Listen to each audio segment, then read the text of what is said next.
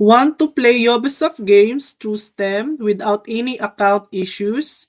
Linking your Steam to Ubisoft Connect is quick and easy. This one-time setup ensures your progress sync perfectly across both platforms.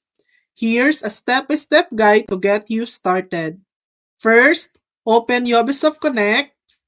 Go to your profile settings. Click on Others or Account Linking Settings. Make sure Remind me of account linking next time I launch a Steam game is toggled on. Now open Steam.